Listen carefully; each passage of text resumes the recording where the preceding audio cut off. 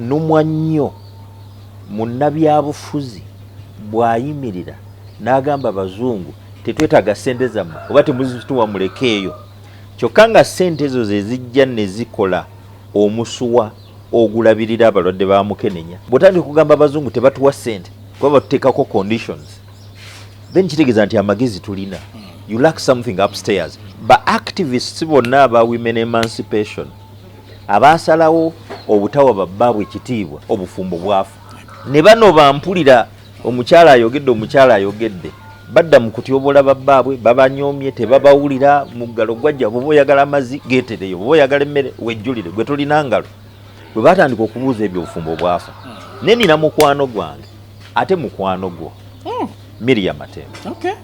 She's a renowned women activist.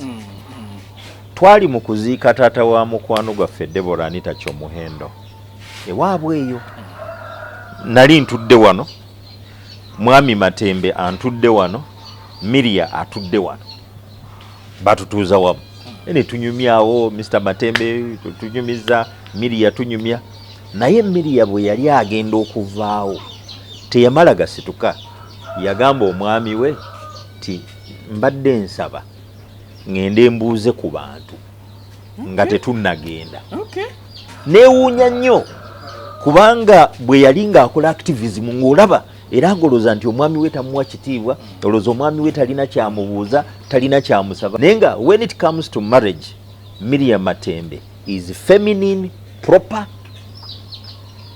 ategeera rooli y'omwami mu maka amanyi nti omwami gwe mutwe gw'amaka era omwami we amuwe ekitiibwa namwewuunya and I respect her for that. A'udhu billahi minash shaitani rajim. Bismillahir rahmanir rahim. Assalamu alaikum wa rahmatullahi wa barakatuhu. Nze Haji Kabogoza omusomi w'edduwa ntereeza ensonga z'amaka ebyenfuna n'endwadde ezitategeerekeka. Haji Kabogoza omusomi w'edduwa nsiŋŋaanibwa ekitigoma ku lw'ejjinja. Bw'obanga otuuse ekitigoma mu ttawuni ku siteegi osobola okuba ku nnamba z'essimu ezo z'olaba zitambula.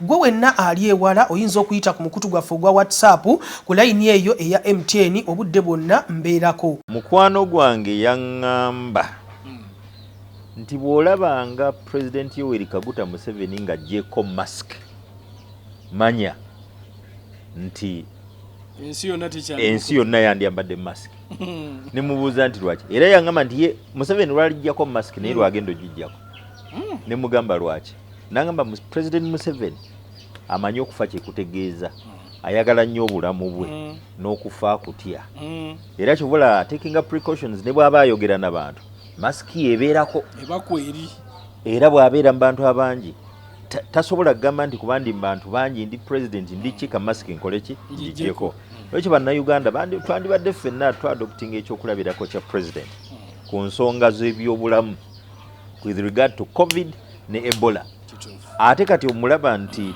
takyayingeejinga nnyo bantu at short distance abantu bamubeera wala ne bwe ba cabinet agituula wala ne bwe baba ministers ba PS bamutuula wala n'ayogera nabo nga alinga awogga n'obuwogganyi oba n'ayogerera ku muzindaalo so COVID waali si lufumo si byabufuzi Ebola waali si lufumo era ntawaana nnyo n'abantu ababuzaabuza bannansi bonga privately bakuuma obulamu bwabwe kyokka nga abantu babawa ekifaananyi kirala ojjukira kankwe ku kya women emancipation ba activists bonna aba women emancipation abaasalawo obutawa babbaabwe ekitiibwa obufumbo bwafu butereevu ne bano bampulira omukyala ayogedde badda mu kutyobola babbaabwe babanyoomye tebabawulira mu ggalo gwajja bw'oba oyagala amazzi geetereyo bw'oba oyagala emmere wejjulire gwe tolina ngalo bwe batandika okubuuza ebyo obufumbo bwafu ne nina mukwano gwange ate mukwano gwo Miriam Matembe. Okay. She's a renowned women activist.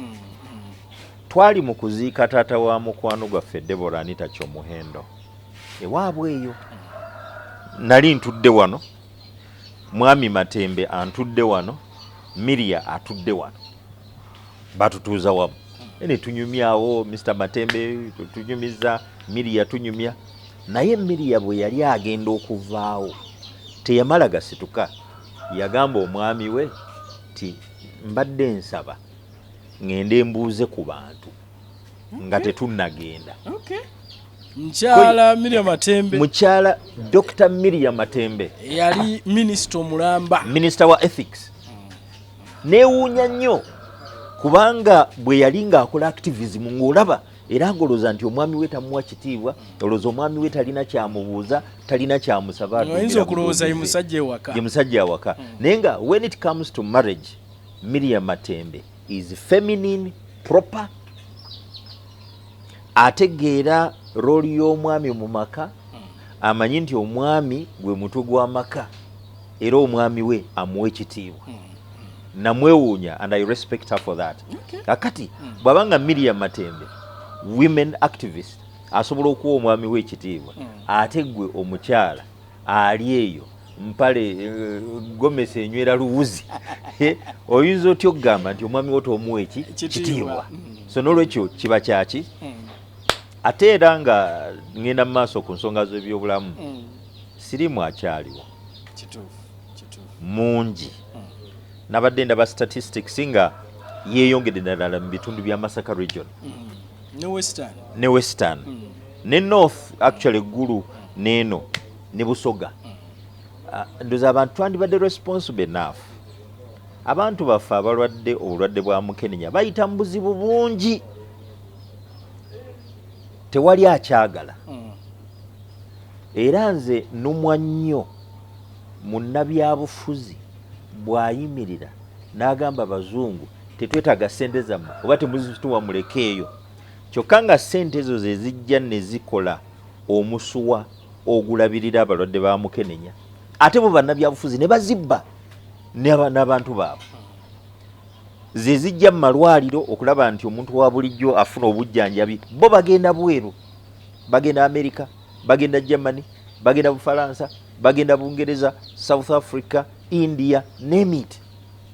Kati abantu abo bwe babanga be bannabyabufuzi abatukulembera, then bo balivinga mu nsi gye bayita utopia, era Uganda tebagitegeera. And they are not worth being leaders, baba ba rulers. Kubanga bwotandika kugamba Abazungu tebatuwa ssente kuba batuteekako conditions, then kitegeeza nti amagezi tulina. You lack something upstairs. Ngate ssente ezizijja budget yaffe tugifinancinga ndoza about 50%. Fenga Uganda. Ebitundu ebisigadde 50% donor money. Ezimu kuzo ziva mbasiyazi. Ekyo nina okukikkaatiza. Ezimu kuzo ziva mbasiyazi. Sente ez'obuyambi ezijja wano, ezijja ate bo ne bazibba.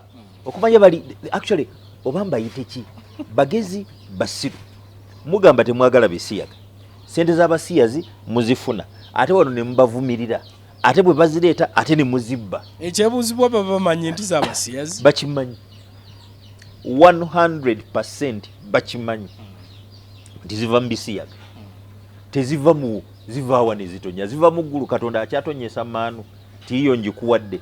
Oyinza okuba so foolish oba blind noga nti abasumba kuba mpulira ate bwe baba bagiboogera ate bakulembeza Mukama, eggwanga lya Mukama, era Katonda ajja tugabirira, ajja tugira walala. Wuliriza ti Katonda ajja tuwa. Katonda anaatuwa ng'ayita mu kyateze mubba. Either people work hard ne bakola self sacrifice, ne bakola priorities, ne bagamba zino tuziteeke mu kino, ne basavinga, ne babuildinga infrastructure, ne babuildinga economy yaabwe, ne balyoka bagamba bali ndi banne sente zammwe tetukyazaagala, tusobola okweyimirizaawo. Kisubi bw'obanga osobola okwegulira emmere, oli tajja kukugamba nti kola kino, bw'otookole kino sijja kuwa sente za mmere, kubanga oli self reliant. But as long as you a beggar, Abazungu balina akagero, it's an adage, a beggar has no choice. Balina akalala, he who pays the piper dictates the tune. Tyoya asasula omulere, bamuyita mulere, yasalawo akayimba kabaakwa endongo gy'abaasuna. Kati gwe baba nga bakusasula, ate ogamba otya nti tojja kuyimba luyimba lwabwe? Bw'oba toyagala bakusasule kuyimba luyimba lwabwe, then kola buli kyonna ekisoboka okulaba nti economy yo ogifuula independent and self-sustaining. awo ojja bagamba nti tetukyayagala sente zammwe. Pasita ku nsonga eyo yennyini kubanga ndabira ddala ng'egassa ebintu bibiri ebyenfuna ate n'okuba nti mu nnono zaffe tetubyagala. So kubanga ogambye ogaana otya ate nga tosobola kweyimirizaawo okutwaliza wamu. Ekitegeeza nti tetusobola kugoba nsonga ya bisiyaga mu Uganda olw'okuba tetusobola kweyimirizaawo. The truth is nga economy eringa bwefaanana nga n'abagivuga beebo babbi balyake baluvu bekusa bokka ziri ze baleeta ze babba tosobola kuzimba economy. Emyaka gino gyonna tubadde n'opportunity ezimba economy kubanga ekisooka olutalo tewali generally mu ggwanga temuli lutalo. Entalo bwe zibaawo tuzirwanira bweru wa ggwanga. Bwe tuzirwanira bweru wa ggwanga tetulina infrastructure ya wano gye tutta. Economy esigala eri intact, infrastructure esigala intact. Naye bwe tuzirwanira wano kitegeeza nti economy tugitta ne infrastructure tukola ki tugitta. Infrastructure ge malwaliro, ge masomero, ze nguudo, ge factories nga bwe mujjukira olutalo lw'abayeekera olwa 1981 up to 1985 kirwakola Luweero. Si Luweero yokka ne kye tuyita Luweero triangle ate si yokka ne Uganda yonna kubanga districts zonna ezaalimu entalo, districts zonna ezaali n'eggwanga lyonna kubanga mulimu ng'omusajja akola ebintu alina bitunda Luweero naye tasobola bitundayo. Kitegeeza nti akatale talina bizinesi ye erina kukola ki erina kugwa. Luweero yali evaayo ebintu ebiriisa factories tebikyavaayo. Kitegeeza business zirina kukola kikugwa. So that was the case mu lutalo olwaleeta President Museveni muki mu nsiko. Now where have we gone wrong?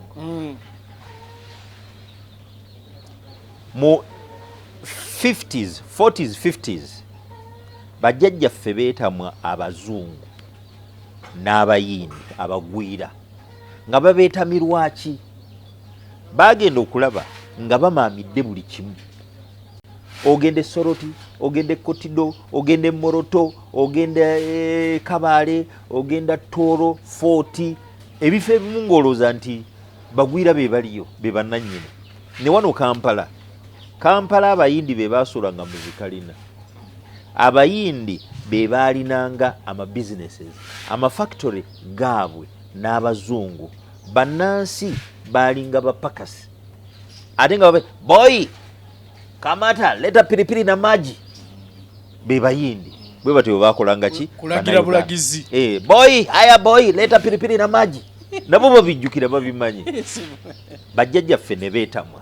Tuyinza tutya okuba nti ffe bannannyini nsi naye nga ate abagifunamu bagwira. And at the end of the day bwe bamala okufuna omusuwa we batapingira mu byenfuna bya wano sente bazitwala bweru waabwe gye bakola ne batandika kye tuyita olutalo lw'okwenunula independence. Batandika independence waliwo namba 8 obwojjukira, waliwo namba 9 entalezo. Nze njagala tutandike namba 10. Si kuba mundu za Museveni. 10 eriwa. Tulwana okulaba nti economy yaffe edda mu bannansi. As long as eri mu mikono gy'abagwira kiki tulina okukola? Tulina kubeera subjects baddu kutunda baana baffe mu slavery. Tulina kubanga unemployment eri high. Tulina kubanga economy buli kiseera servicing economy z'abagwira z'Abazungu z'abaki. Ffe waffe wano tuteekwa okubanga tetukola. Si ekyo kyokka buli position ennungi eteekwa kubeeramu mugwira oba henchman we oba mukozi we wano representative we. Era nga bwolaba kati bwe bifaanana. Akati bajjajjaffe bwe batandika olutalo olwo olwa independence. Bamusaazi baalimu, Obote yalimu, bajjajjaffe Abaganda baalimu, bakabaka baalimu. Kabaka jjukira baamwekiza iringa nako n'akomawo.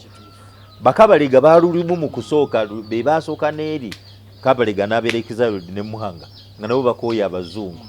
Naye kati wano the real fight for independence, struggle for independence, baganedda tulwanyise ebyenfuna tetuddamu bagulako. Batandika kye bayita boycotts. Boycotts ozijjukira ti omuyindi atadde wali edduuka tetugulaayo, omuchina atadde wali edduuka tetugulaayo, omuzungu atadde wali tetugulaayo. Tugule ku bannayuganda abakola ebyaffe. mu biseera ebyo twalina bannayuganda nga bakola ebintu bya wano real production. Abazungu jjukira baali bamaze okututuninga tiffe tulina kulima tutwale baprocessing batwale ebweru bakole ebintu babikomyewo. Kanku ekyo kulabirako bannayuganda baalimanga pamba ne batwala mu byuma ginaries ne zikola ebiwuzi ne zijjamu ensigo kandi ne batwala products ziri ezivuddemu wane baleka ebyoya by'enswa ne bakola engoye ne bazikomyawo wano ne tugula. Butto bamukoleranga Kenya ne bamuleeta wano ne tugula. Okiraba akati emmwanyi bakolanga emmwanyi bajjajjaffe baalimanga emmwanyi nga bazibagulako za kibooko ne baziprocessinga ne bazitwala ebweru ne bakola kaawa Nescafe n'omulala ne bamuleeta wano ne bamutunda mu maduuka. Tebaleeta wano byuma bikola batwala bakole eri baleete kyokka bwe babanga kiro y'emmwanyi omuntu baagimugulako siringi katugambe 10.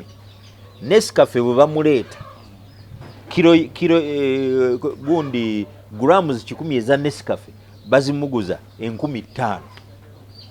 Kiro ne bagijjamu emitwalo 10. Kino ne bagijjamu emitwalo 10 kyokka nga y'omulimi yafunyeko siringi meka 10. Akati obuze nti naye bano abantu obunyunyusi bwabwe bukoma bajjajjaffe kwe kusalawo okwerwanako. Era mu kwerwanako bwe tufuna independence jjukira nti policies z'economy zaakyuka. Bannayuganda ne batandika okufuna mu mmwanyi nga gavumenti edictating ebbeeyi y'emmwanyi, edictating ebbeeyi ya cotton, edictating ebbeeyi ya produce nga kasooli, bijanjaalo, soya n'ebirala. Ti omulimi temumuwa ssente zikka wansi wa wano wazino. Era gavumenti yateekawo ebitongole nga Coffee Marketing Board, Lint Marketing Board, Produce Marketing Board okakasa nti one zibeera ne kye tuyita buffer fund. What is a buffer fund? Nti waliwo ssente gavumenti ze yakwata n'eteeka ebbali n'eziteeka mu institution oba Coffee Marketing Board, Lint Marketing Board, Produce Marketing Board.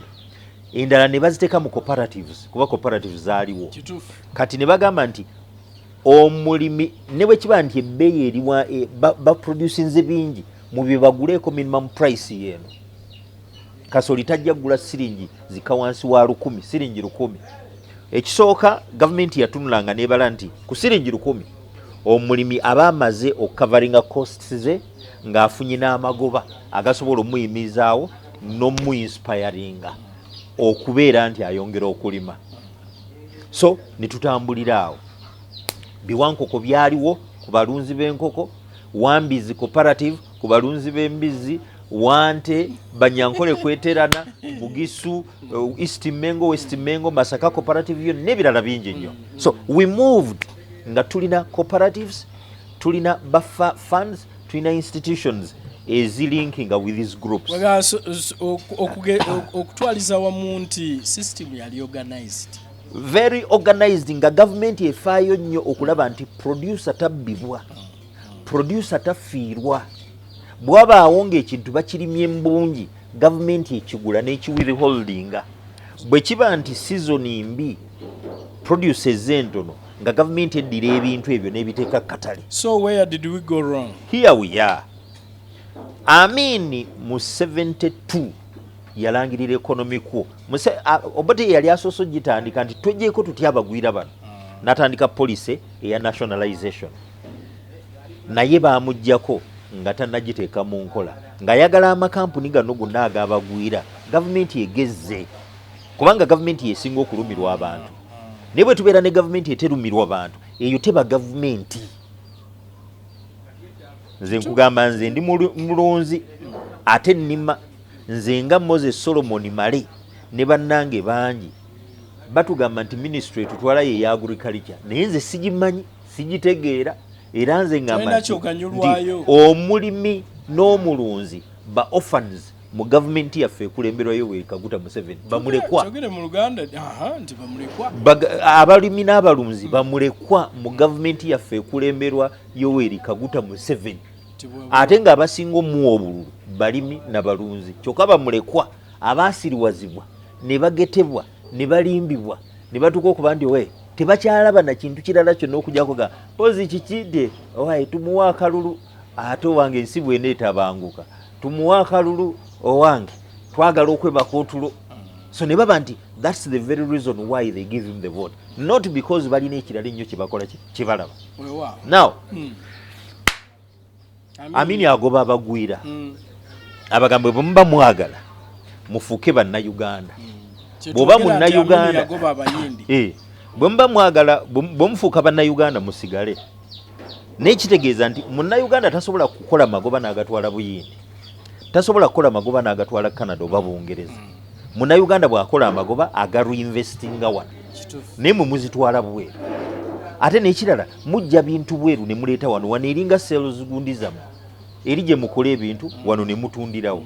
N'abagamba nno bwe muba mwagala mufuke bannayuganda. N'abawo ennaku 9 abaayagala okufuuka bannayuganda baafuuka ne basigala era ndoza be bamukwano n'abalala bangi abaasigala bamadivaani abalala bonna twala tugende ne bakola ki ne bagenda. So bwe bagenda ne tubeera ne economy one. Amini ensobi gye yakola yashuminga nti bannayuganda bajja kusobola okuddukanya economy. Tekyali planned, kyali just spontaneous. On your marks, get set, go. Tyaluwa akwata nti nzuuno naye nga bannayuganda tebaali ready, tebaateekebwateekebwa. So bwe bayingira mu economy nebeera mismanaged. Kuba bangi baali tebasomye ate bangi baali tebategeera kubajjukira abayindi baakipinga secrets. Ate bwe baali bagenda secrets bagenda nazo. Ajjawo ebintu ajjawo ebintu abijja Buyindi company ki ezo documents agenda nazo. Ebyuma abijja wa spare amujja Buyindi company kyemuwa spare bagenda nabyo. Ate mu kiseera ekyo internet teyaliiwo nti osobola okusafinga onoonye. So ne weesanga nti baatuuka okunoonya bwe baservicing economy nga tewali economy ne collapsinga. Ate teyandi collapsinze naye waaliwo olutalo lw'ekiyeekera ne basabotaginga Amini ne bamu okukakana nga batutaddeko embago. Tewakyali kintu kijja wano era tetutunda bweru. Naye Amini yasobola okumanuvaringa eventually baamuggyako. Bwe bamuggyako ne tulowooza nti there was light ahead of the tunnel. Ate badda mu kulwanagana 1981 to 86 olutalo lwa Museveni ne lutattana buli kyonna ekyali kisigadde ku ekonome ya Amini. N'ayingirawo mu 86 nga ekyamazima tulinga abatandika from scratch. Naye ate najja akola ensobi President Museveni bwe yali mu nsiko abaali baddukanya cooperatives, abaali baddukanya ebitongole eby'amaanyi yabayingiza mu buyeekera ne baba nti bamufandinga ne bannaddiini kyekimu. Bw'amala okukwata obukulembeze n'aga bannaddiini bano mbadde mbakozesa nkoze ntya omulala obutabakozesa nina obbasensera mbateekemu bambega. Ensonga lwaki olaba nti mu maddiini tulina bannaddiini balina emigemerawala, balina obuto, balina zesikooti, balina emmundu, balina buli kimu kyonna. So they are actually agents of the state. 2 bano cooperatives tyeze ekyamagezi bali bazikulira ekyamagezi kuzidibya kubanga as long as zirina sente zisobola okuyimirira n'omulala tuzijjewo wakye tetuna creating ebirala oluvannyuma ng'emazima agali emabigawo ekintu kino. That is the truth. Waba obabuuza nti cooperatives lwaki zaavaawo bagamba ffe twatuuka zaagwa. Cooperatives zaaliwo bwe batyo boogera omugenzi Lukwago yabeeranga ntinda yeyalinga chief accountant wa East Mengo. Waliwo n'omwami bamuyita Sebinawa ne waffe Kawembe naye yali mu East Mengo era mwe yakolanga nga bali mu accounts n'omugenzi Lukwago n'abalala bangi nnyo.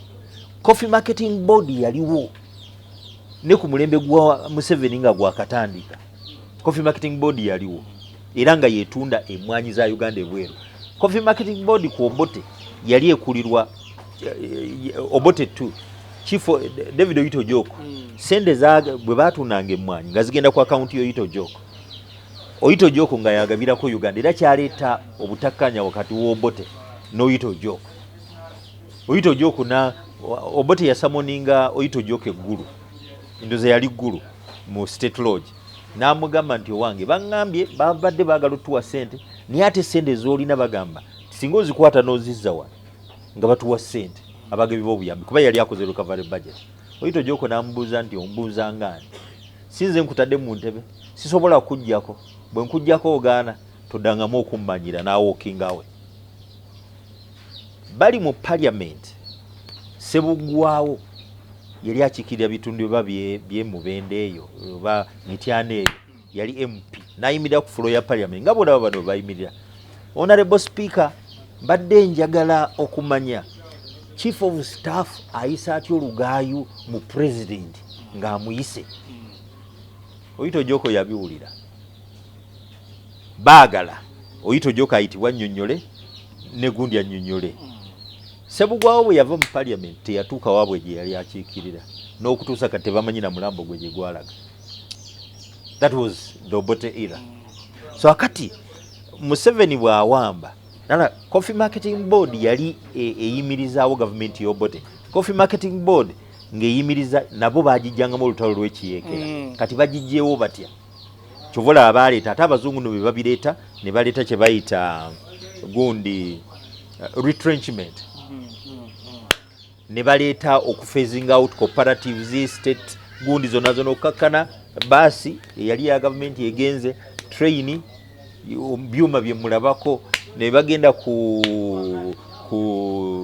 bagitanga foods and beverages eyo nesaanawo. Coffee Marketing Board negenda Lint Marketing Board negenda Produce Marketing Board nayo nekola ki nayo negenda.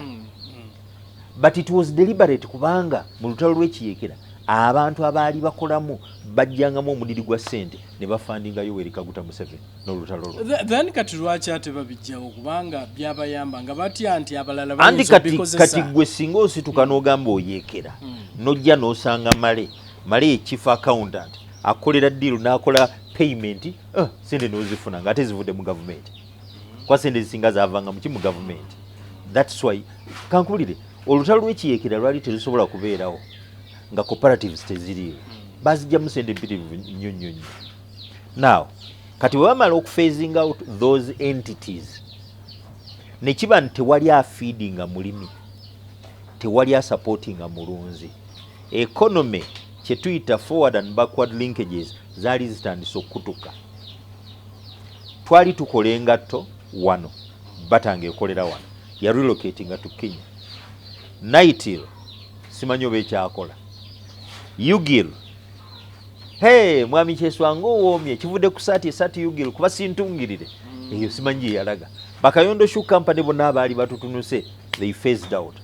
Ne tutuuka ku point ng'emivumba giyingira wano ne gituuka okusaanyawo local textile industry, local shoe industry nesaanirawo ddala. Kati kambuze ku byoyambadde kuliko ekikolerwa wano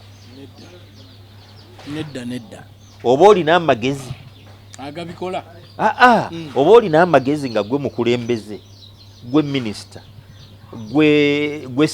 gwe state planner gwe chief planner gwe president gwani buli kimu kyonna bonna kambogereko nga abantu b'okulembera bwe baba bambadde ebyakuno bayinza okuba nga bambalako 10% 90% bambala byabagwira. President ya at least esaati zayambala yatugamba ziva wali eri bugoloobi muki wali we bakolera engoye wali gwe president omanyi nti mugezi nnyo bagita fine spinner. President omanyi nti mugezi nnyo at least yatugamba we ziva president gwe tomanyi nti mugezi nnyo. Of course alina okugamba alina okupromotinga bubu ne bw'aba nga yesi byakola si ye yeegulira ebintu niye alaba bulabe nga bakoze ki nga babimuleetedde. Kyemanyirwe bwe yali yakawamba yasulanga ku kitanda kya Katumbe bwayise yakigula naga tetwagalira ddala bintu biva bweru tukole ebyaffe. But over the years simanyi police eyo gye yalaga kuba kati ogenda okulaba everything is foreign. Kati kankwe kino why we have the problem. Major exports zaffe ziri ki? Tulina mmwanyi amafuta tegannaba wadde abamu batugamba nti ku market kwegali tulina cotton simanyi oba tukyamulima mbungi simanyi amajani ndoza ago gakyagenda kopa bangambye ebirombe byayimirira gold zaabu bakolawo akakolera entebe naye ke exportinga so actually today bogenda okutunula nti bwotulina exports zaffe sente ezivaamu ntono nnyo sente nyingi ziva mu kyetuyita remittances okuva ebweru ekyokubiri tourism be balambuzi abajja wano now zikola ki oba ziragawa bwe zimala okuyingira mu ekonome yaffe ne tugula emmere ebweru tugulayo concentrates ez'ebisolo tugulayo feeds ez'ebisolo tugulayo eddagala kwegamba ne tuba nti nga bwe ziyingira ate bwe zifuluma tetusobola kubeera na reserves tikati ki kyetufuna tulina ate kwegayirira batuwe kati naate ndabayo ekyobusiru kyetulina nti tugula feeds ebweru ez'enkoko ez'embizzi n'ez'ebirala kakati foreign exchange n'agenda ate avudde mu kasooli avudde mu pamba avudde mu mwanyi ne bannayuganda gwe baleese nga bagenze eri ne bakola obuddu abalala babalya na bisiyaga bagenze kukola slavery kane sente zo ne tuzizaayo tugule emmere kyokka abalunzi ne tulunda ne tuuka okutunda ebintu byaffe ng'ate bannaffe abandibadde babitugulako be balima soya be balima kasooli be bavuba mukene be balima sunflower be balima ebinazi be balima be bakola be bavuba obusonko n'ebirala nga bo tetubawadde ssente ezo kyokka ate be tusuubira okulya enkoko zaffe naye ng'ate ffe tetubawadde ssente ebintu byabwe batubidde nabyo oba si kyo baba bakubitunda babitunda layisi ne wajja wabeerawo breakdown total breakdown mu economy kubanga linkage teriiwo tewaliwo linkage wakati wa mulunzi na mulimi kati ate omulimi yandibadde alya ebyomulunzi n'omulunzi n'alya ebyomulimi naye omulunzi ayagala omulimi alya ebibye kyokka ng'ate ye talya bibye olwa dampi wano n'omuntu yeebuuza n'agamba nti obuzibu buvaawa tugambe nti abapulaninga abateekerateekera eggwanga be batakiraba أعوذ بالله من الشيطان الرجيم بسم الله الرحمن الرحيم السلام عليكم ورحمة الله وبركاته nze Haji Kabogoza omusomi w'edduwa ntereeza ensonga z'amaka ebyenfuna n'endwadde ezitategeerekeka. Haji Kabogoza omusomi w'edduwa nsiŋŋaanibwa ekitigoma ku lw'ejjinja. Bw'obanga otuuse ekitigoma mu ttawuni ku siteegi osobola okuba ku nnamba z'essimu ezo z'olaba zitambula. Gwe wenna ali ewala oyinza okuyita ku mukutu gwaffe ogwa WhatsApp ku layini eyo eya MTN obudde bwonna mbeerako. Simanya akulira National Planning Authority oba ye muva wala bajje bakwase John Dumba Sentamu professori yali vice chancellor wa Makerere University muva wala byakola tabitegera ne tiimu ye tosobola kuba na economy ngeri foreign dominated ne tiimu ye ne bano abali mu these ministries departments kuba bonna tubayita ba planners they are a totally useless junk tosobola kubanga tomanyi bye mutunda bweru na ku advisinga tugule bwe tuti tulete just ekibulayo ekitali wano kye tuba tuleeta naye ekiri wano tetukimportinga kati njagala otunule twalina Uganda Telecoms ne bajja baleeta mu South Africa MTN ne bajja baleeta oba yafuuka muyindi oba muki kati Airtel oba kati muki oba mu Faransa oyaza kinjinga hands sente ze batucharginga ku mobile money ne kuzino gundi endala mpitirivu obungi era natunda nendaba nga MTN yakola amagoba mayitirivu simanyi negaba dividends nenga dividends beziwa si banna Uganda eziwa ba South Africa kwa bannanyini company Nga ffe tugikozesa wano. Sente ziva wano. Njagala otunule MTN bwe yajja wano. Netandika investment sente ziyasooka okuteekawo. Ete kukuba nga iscoopinga dda amagoba gaayo sente zonna nezijjayo. Ne kati kuba essimu. Hello. Network. Kanoonye network. Hello. Ompulira. Hello. Can you hear me? Let me call again. Eyo nojjako. Ezo sente zigenze. Noddamu. Hello. Noonya network. Kati baagala tugende ku nsozi. And that is MTN. Tugende kweyata. Nze wane wange wano wetuli wano. Nakati wetuli. Network ye MTN. Ninga ali oba mu bibira bye Congo. Kakati then botuka kwa Airtel kyekimu kebere data evaako on off era bibanku bira nawo otero okunkubira ogenda kulya network sikuwulira bulungi kyusa position kyokanga bagwira bo kyebakola kasita bateekawo sente ezisobola okubayamba okujja wano sente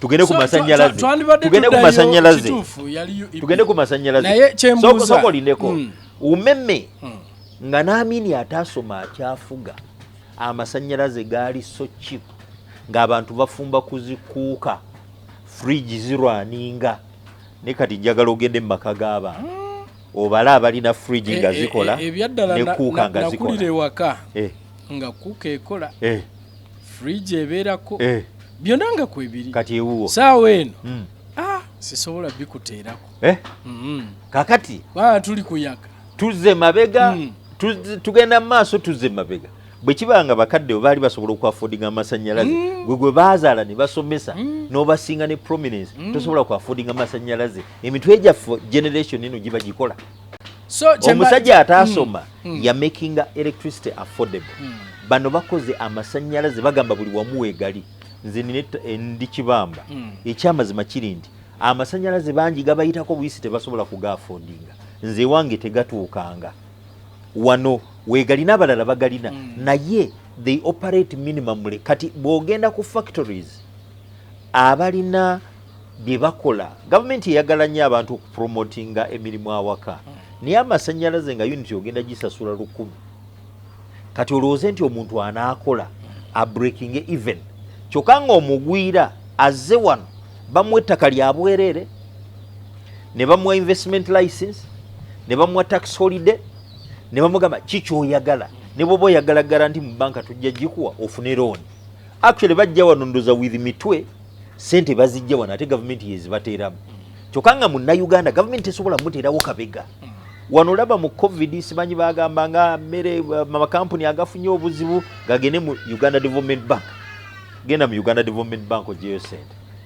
interest yo keriko kazibeere zino recently ndi mu Abusa Bank oye beba bankers bange naye batuweereza ka message nti amabanja agabadde ku 17% gazze ku 18% with immediate effect naye ate mbuuza mukwano gwange yali naye amabanja yanga nti ezo boogera bwogezi actual rate gye bakyajinga eri above 30% ate kati bakyajinga kye bayita compound interest compound interest kitegeeza sente ze bakuwoze zolina okusasula katugende singa this season oli suppose kusasula kakadde kamu bw'otokasasula nazo bazigattako ne bakucharginga interest ku magoba g'obadde olina obbawa ne principal gy'olina obbawa that is compound interest kyova olaba nti omuntu yeewola miliyoni emu atuuka okumala ozisasula zimalayo nga ziri obukadde 5 tebamugamba nti sente ezo zikula ne ku interest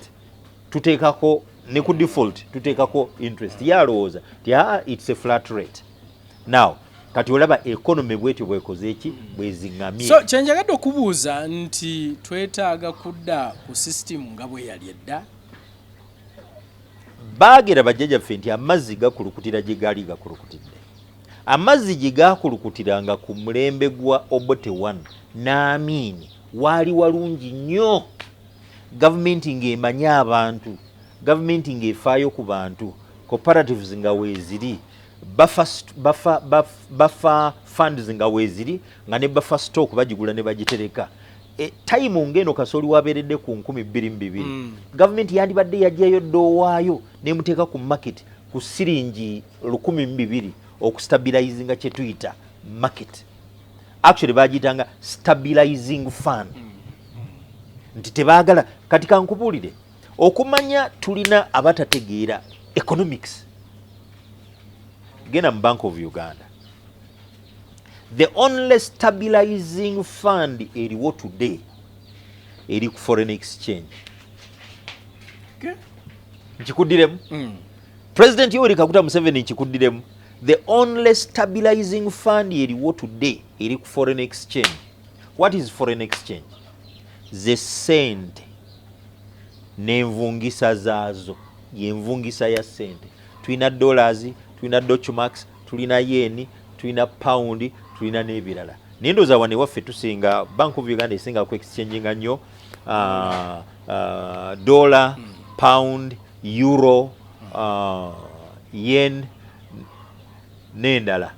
Kakati kiki ekiriwo nti Bank of Uganda bweraba nga demand ya dola eyitiridde abantu bajettanira nnyo erinnya ebadde ku 3.7 egenda ku 3.9 ng'egamba kanteeke dola ku market zikakatale ng'eyiwa dola ku market.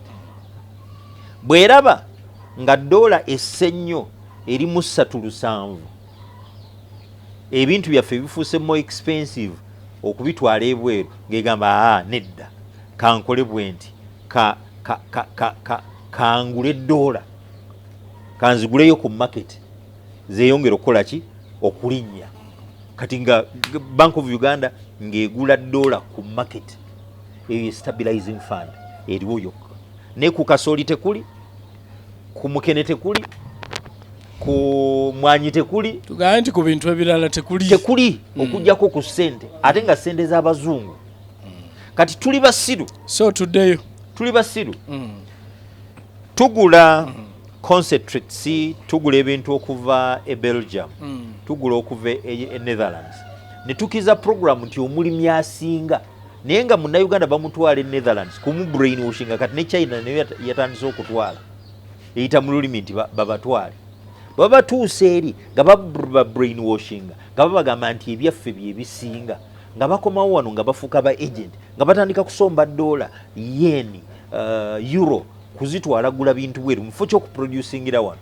Era ojja kwewuunya nti bangi nnyo abaali bakolera wano kati bafuuka ba agents b'Abazungu b'Abadaaki. Kati laba obusiru bwaffe. Netherlands nsi eri developed yesinga n'okupromotinga ebisiyaga mu nsi. Netherlands ekiri ku ntikko. Netherlands yeri ku ntikko y'okupromotinga ebisiyaga mu nsi yonna. Ate nga yemu kuzisinga okutuwa ku kasente wano. Major partner waffe wano mu agriculture, mu politics, mu parliament, n'ebirala bingi nnyo. Ye sponsoringa omulimi asinga. Kakati mbuulira tukwata sente zaffe mu kifo ky'oziwa omulimi wa wano owa soya, ow'ebijanjaalo, owa kasooli, owa sunflower, owa ki bye tukozesa mu mmere y'enkoko, peas. Kakati ne tuzitwala e Netherlands ne tugula ebintu by'Abadaaki abali b'ebisiyaga, ne tuzimba economy y'Abadaaki, ne twongera okubeera submissive to their support. Bane mutwongere sente zino zetubawa nti kati ebisiyaga mulina okakasa nti mu malwaliro mubateeramu facility yaabwe. Bwe temugibateeramu tetujja bbawo. Kyandika kati ate poliisi eri nti tetukkiriza bisiyaga. Bwe temukkiriza bisiyaga tetujja ziba. Kale tubateereddewo tugiyite MAPI, Most at Risk People's Initiative, ng'eyemera mu ddwaliro e Mulago. Kati yasaasaana embalala gyeri n'amalwaliro amalala geeri. Zi clinics z'abasiyazi mu ggwanga zisapootingibwa n'abagwira ne gavumenti eziteekamu ssente. Akati tugenda bawa ssente ndye naye abasiyazi mulina obbagulira ebiseereza emabega. Ate kakati twogedde bwe muba temwagala tetujja bawa ssente. Kale ate tunaakola ki nga minisitule ekola budget obuwumbi 3 bwaggula biseereza by'abasiyazi basobole okukola ebisiyaga obulungi nga bamale bakiwulira. Sebo nakwata wansi ne waggulu. Gavumenti genda wano mu ddwaliro lyaffe ery'abakyala bamama bazaalira wano Kawempe National Referral olaba abakyala basula ku seminti embeera mwe bali mbi waliwo ne MP yafiira wano naye n'ogula obulwadde obusiige mu bantu tugenda kutuuka waawo awo tugenda kutuukawo akati kankazi eno pastor economy weetuuse etuusewo lwa bujega batukulembera era saagala muntu n'omu kwewana nti ategeera economics so ebitunyiga byonna responsibility ya gavumenti kati wuliriza banks zonna bazijjawo Cooperative Bank bagijjawo Uganda Commercial Bank ne bagijjawo kati njagala nkubuuze mu Uganda banka y'abana Uganda yero ey'abalimi banka y'abana Uganda yero Post Bank eri luddawo eri mu ggwanga bw'oba oyogera ku banka ng'oleeta Post Bank nidda nkubuuza bw'oba oyogera ku banka ng'oleeta Post Bank ombuuziza banka y'abana Uganda nange negamba Post Bank erimu abantu babiri nze simanyi kakati kyetuyita capital base yayo efaanana mpulira at least bw'oba otunuulidde banka eringa ey'abana Uganda ndi Post Bank akati no kankubuulire DFCU naate abantu bo balowooza Centenary banka ya Roma naye abantu balowooza si abannayuganda abantu balowooza nti at least ye banka Centenary banka ya Papa omu ku baagitandika mukwano gwange kakati yali ndowooza oba namba 5 kuba baatula mu komiti bwe baalaba nga banka bagenze bagiteekinga over ne batandika omukasuka eventually he was got off the list of directors kati Roma yerinamu sente ze Roma tomanyi nti ziri mu enjaga tomanyi Catholic Church yesinze kati okutawana ne bisiyaga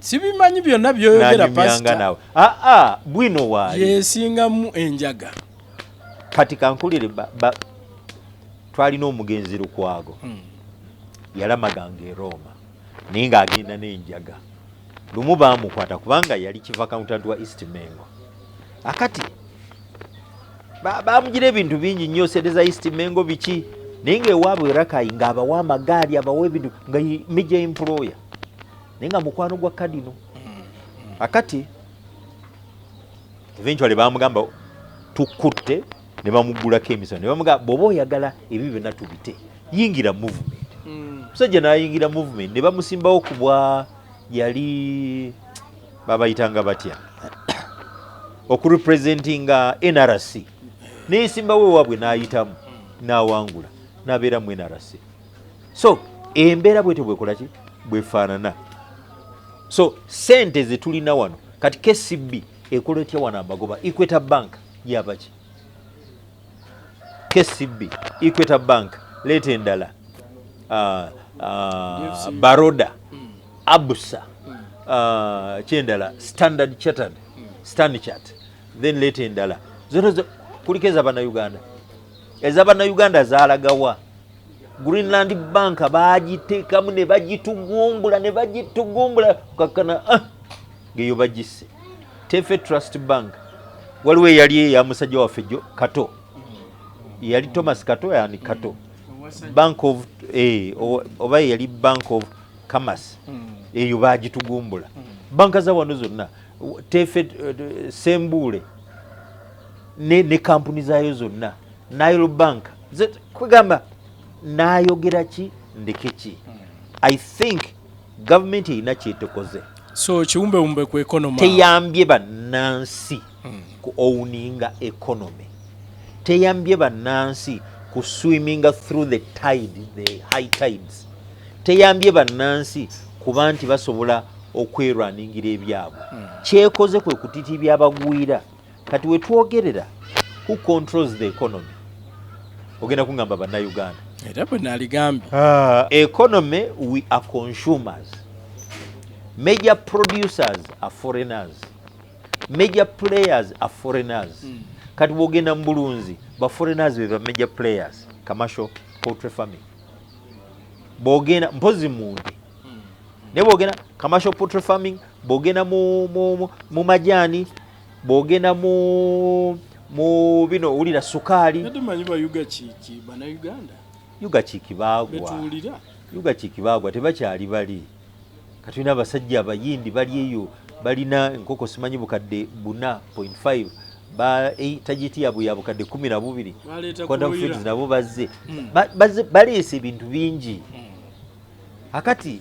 weebuuze bannansi bagenda kukola kingolesa abagwira ate government yaffe ekoze investment policy enkyamu nti abagwira bwe bajja bandibadde babalimitinga ku ekyo kye balina okukola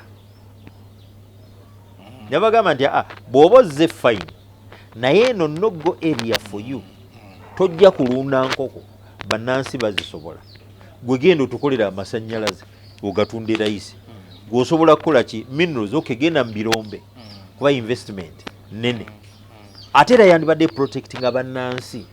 The only protection gyendabye eyakoleddwa yeya tiles mukwano gw'abangi omanyi wali omusajja mukwano gw'abangi oyo ensi yonna emwagala Uganda ye Genosali Musale oyo bwe yali atandika tile business ye tile factory ze yasaba protection ne bateeka omusolo munene nnyo ku biva ebweru ne balemererwa okubireeta.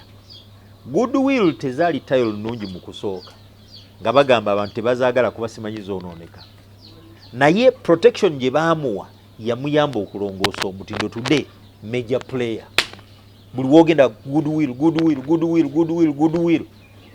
Genosali Musale singa kye baakolera Genosale bakikolera bannansi abalala ne bakitukolera abali mu bulunzi ne bakikolera abali mu bulimi ne bakikolera abali mu textile ne bakikolera abali mu byuma ne baga no kakati tetwetaaga mmere eva bweru abantu bakuno bakole emmere ya wano kubanga ebikola emmere y'ebisolo byonna tubirina n'enkoko byonna tubirina tewali kye tutalina just twetaaga bwetaazi protection tusobole okuzimba naye bwe bawooza kyate kakati bwe tunaabasiba ate temujja kusobola kusatisfyinga market.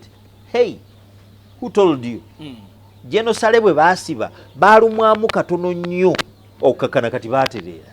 Even now bwe baba nga basibye tuyinza okulumwamu just a few months. Kati kankubulire bukya 2008 government yatongoza yajja omusolo ku mmere eva ebweru ey'ebisolo ne concentrates bwejja omusolo ne batandika dumping wano nga baleeta cheaper products mulimu ne GMOs bwe bazireeta abaali balima soya ne bagetting out of market baali tebasobola kutunda sunflower tebasobola kutunda coconut cake tebasobola mutunda kakati bwe baavaamu bali ne balinyisa ebyabwe kati noolaba nti soya yalinnya ebbeeyi buli kimu kyonna kyonna kiskyrocketinga kubanga local production capacity yafa.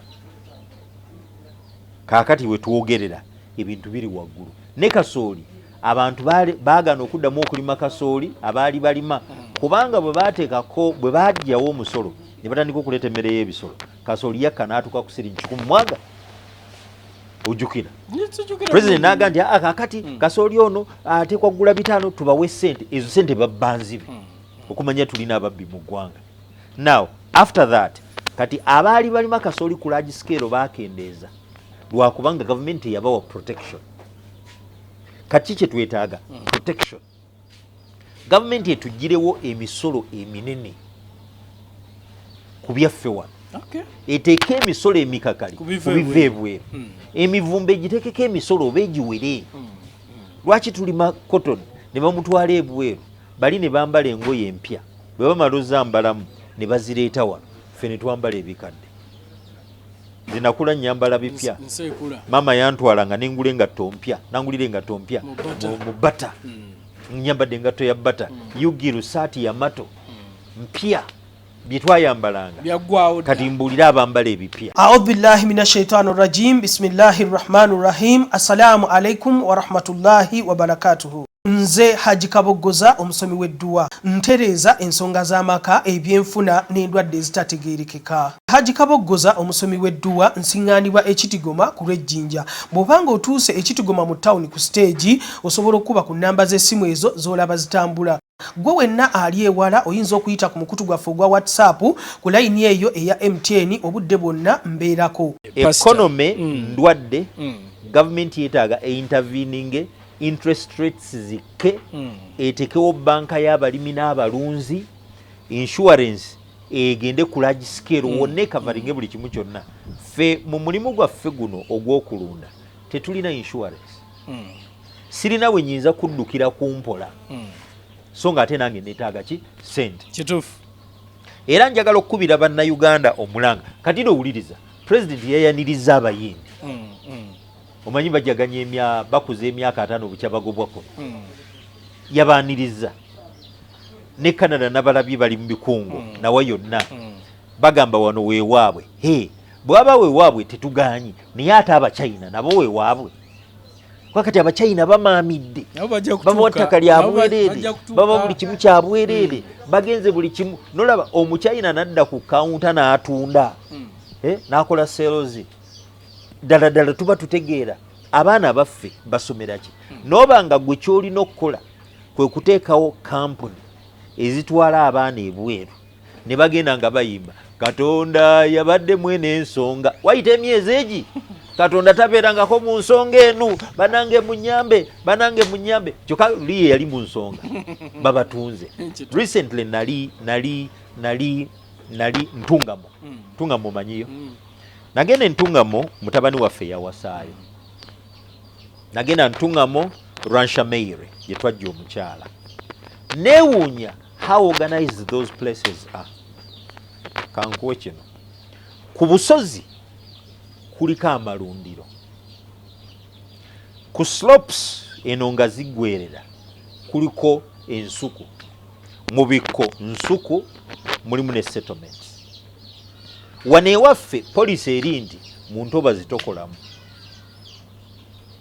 mu ntobazi tokola ki bwe baali bazimba Mbarara bypass eriko accesses osobola ogiyingirako naye wano ewaffe mu ntobazi baziteekawo waliwo wise use of wetlands genda obuuze Ken Lukyamuzi the man anti yali alwanira environment oba mama Mabira kati minister genda omugambe ndi mbadde njagala kukola mu ntobazi wano olabe kyanagamba ntobazi tozizimbamu ne eri ntobazi bazikolamu they are so organized era economy yabwe balina kye bayita food security wano njagala okwata eri eruweero ombulire abali along the road bajja wa survive okwata eri ebusoga ate ogenda ebusoga envunza zandibadde zikyaluma abantu mu mulembe guno 36 years into Nebuganda naye ate ebusoga zasukka abusoga ne batuka n'okubendu bannange muje mutuyambe mututunula envunza kati kitegeeza gavumenti esiriwaza busiriwaza bantu kwa tosobola kubanga omuntu tasobola nakwetunula nvunza kati wuliriza eri nabuuza nti njagala okulaba amakampuni agatwala abantu ebweru tebagandaga wano mayumba wegali ne bw'obojja wano ewaffe era ndowooza ogiyiseekaawo gupande gunene nnyo okyukira wennyini okyamira wennyini awo kakati betting wano be baana baliwo buli kizimbe ekitutunuka nga kipya kinyirira betting eri ewaabwe nali entungamo waliwo kakalinaku ekiri naye nga baŋŋamba balina time we baggulawo ne time we baggalawo wano zisiiba zikola zisula zikola boda olukola wali ng'ate agenda wali ng'azizannyamu betting okiraba kati eri policies ezifugayo ndala baŋŋamba nti Rukutana yagamba aba betting temugeza ne mubba abantu n'abagoba ng'akyali minister MP n'abagoba wano ewaffe betting is everywhere kutwala abantu bweru is everywhere kati ate eri ziri mu Mbarara naye ate zisinga kutwala bava across the borders ne ba refugees kubanga nabo baagala okukola ki okugenda ne babakolera ku mpapula ne bakola ki ne bagenda wano it's totally different now nja kuvunaana n'abatukulembera wano mu region zizino endala ng'ogyeko eyankole lwaki tebagenda ne balambulako ne bakomawo ne bakola activism advocacy tuyigirize abantu era ne bamanya kye tugenda okulwanirira kuba kati abakulembeze ba Buganda ba MOP bandibadde balobinga ne bannaabwe mu parliament tetuddamu okukkiriza emmere eva ebweru okujja wano kubanga abantu baffe bali makasooli, abantu baffe bali masoya, abantu baffe bali mapamba. Cotton seed cake akozesebwa mu nkoko, mmere y'enkoko. Bagenda ne balimbibwa ne concentrate chichi. Concentrate bodira ebirungo byonna ebigenda mu mmere y'enkoko minus energy source, major energy source eya kasooli. Ebisigadde kye tuyita concentrate.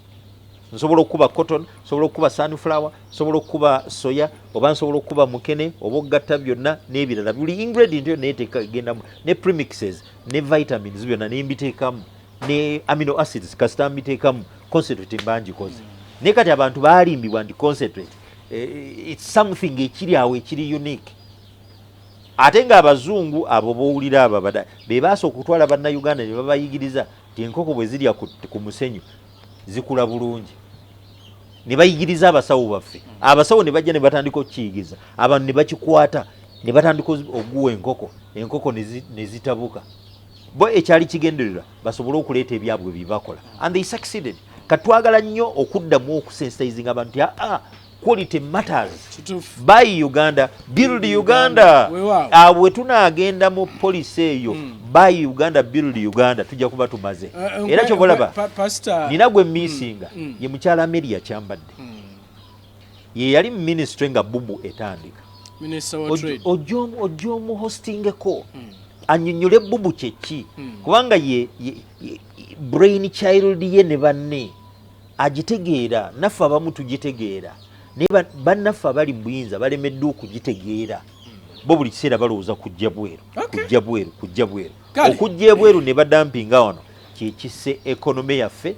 Kyovolaba kati obwavu bungi, emirimu tewali. Bwe tuba tunacreating emirimu, abaana baffe abasomye bafune emirimu, tuteekwa okurestrictinga dumping. Tugigobere ddala wano. Tubenga naffe tukola ne tulya. Olaba nkole balima. They are net exporters to Uganda. Si net importers. Net exporters. Buganda etwala bitono nnyo enkole. Naye ate Buganda ejja bingi nnyo enkole. Genda ekyazanga ensuku zaavaawo. Gende Bugerere tekyava matooke. Gende Singo tekyava matooke. Bulemeezi tekyali kiriyo. Kati weebuuza, if all these areas are not producing, ate ebintu bibandibadde ba producing tebiriiko katono nnyo ku nsonga eyo kuba mbadde njagala gimaliriza naye kiki ekiri emabega wa kino olinga agamba nti Western Uganda yeesobodde okubanga egenda mu maaso other regions zo zissebuse bukulembeze kiki bukulembeze bali abeeri bamanyi kye baagala. Jjukira nti mu myaka gy'enkaaga 7 8 abantu beeri mejjale baali bapakasi bajjanga kuno ne bapakasa be baalimanga ensuku be baalimanga mu biraalo be baalundanga ente n'Abanyarwanda. Kati that time baayisibwanga bubi baliira ku ndagala bakola ki ffe twasomanga n'abaana ekyambogo naye nga bakulu bajja bakeera mu nnimiro ne bajja ne beewerera ne baddayo. Naga nti never again shall our children be slaves, never again shall our children be porters, never again shall our children be beggars, never again shall our children be bapakasi. So kyekiriwo kati akati when Museveni takes power balina just barry orientinga na barry aligninga.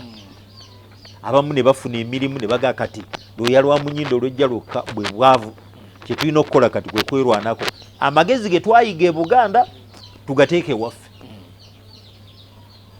era bwe bagateeka ewaabwe olw'okuba baalimanga muno ne balaba nti nacho fertilizer bwali busa ewaabwe bwe bakozesa ate baabo balunzi wano chemicals zezi fertilizinga. So for obwongo bakimanya nti omuntu ayinza okumala emyaka nga taguze engoye naye tayinza kumala lunaku oba wiiki nga taguze emmere kulya. Nolwekyo singa tuconcentratinga ku kuliisa embuto tujja kufuna sente. And they've done it. Mwe musuubula ngoye ffe tusuubula ngoye bo balima mmere. Tugenda China, tugenda Dubai kuleeta ngoye wano. Amatooke gava embarara ne gayingira e Busoga ne gagenda Embaale. Embaale yavangayo amatooke ogajjukira ng'evaayo n'Arabica coffee. Amatooke gakyava Embaale biva Western nali Isingiro matooke Ntungamo matooke n'okuyitawo okutterwa e Kabale matooke. sofa obwongo kye kirimu kati obwongo bwaffe buli retarded kuba tulina abakulembeze abali retarded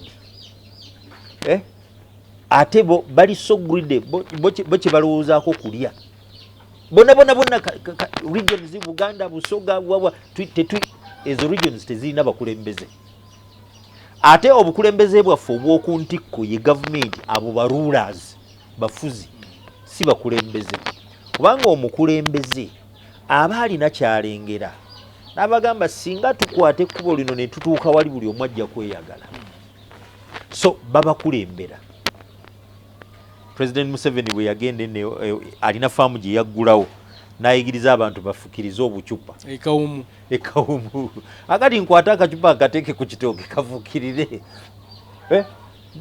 netera ebirala ebisingako nfunira kaani making a kaani zino ezifukirira more easily accessible n'ekirala ongamba nfukirire ntekeraawo emigga ekyokusatu Gaddafi yavuzimba yakola omugga mu ddungu gavumenti ya Uganda erimu etyo okukola emigga wano ku mazzi agayisinga obungi kakomyawo ku nsonga eyo mugama wange ekyokubiri amazzi gano agattaapu bakole amazzi nti agugu gakufukirira bw'oba ogenda gakozesa gafumbe amazzi ago gatambule eggwanga lyonna nga tegaliimu chemicals ng'ago gakufukirira ag'omu bibuga kuba tebalimaamu gasobola okubeeramu chemicals nyaga eri tulina sezibwa asobola okuvaako amazzi nga tutaddemu chemicals niye avaako ga chemicals tulina river Mayanja tulina rivani Nkuusi tulina emigga gyonna sipe bwe baamuwa okukulira ministry azimbe ebiki babita ebidiba yakwata ba MPs n'abatwala n'abaga nti ebidiba bibyo atabiraba yalina ebibi naye nze abiraba nze sirina bibi bwe muba temubiraba temulina maaso mujjudde ebibi nze mbibalaze bibyo biruwa ojjukira ebidiba Valley Dams so kakati ebyo topic eno tugirekera ebyo ebizibu byetukola ki byetulina kati gavumenti bwebanga eyagala okujja abantu mbwavu ekwate abantu abalinga bamale ekwate Professor Dumba Sente mwamufuule muvawala amuge twagala otuplanningira economy buto ategeera economics muvawala economist economics wayinza okubanga yamusomera mu America owaddumba waawano kale abantu abagamba America kubanga nze bwe mutundira n'endaba nti alemeddwa okutereeza ekonomi yaffe ne ttiimu ye yonna kamagere bano baggoobe then ndaba nti economics wabwe baba bamusoma tebamutegeera tebategeera bonna bayogerako basomesa nga Professor Dumba gwoyogerako kati mpuliriza bwe baba nga kye bakola kiri incompatible with their status kwegamba kwegamba bye bafulumya okwogera bikontana ne bibandyogedde bye bakola bikontana ne bibandikoze economy twandigizimbye ekyo bagikwata bagizze eno ate ne balyoka baga nti economy etambula bulungi mu kiseera kino bandibadde batugamba nti economy mbi tulekeraawo okuspendinga foreign exchange nga tugula ebweru tuzimbe self sustaining economy abwe kyali mu 10 point program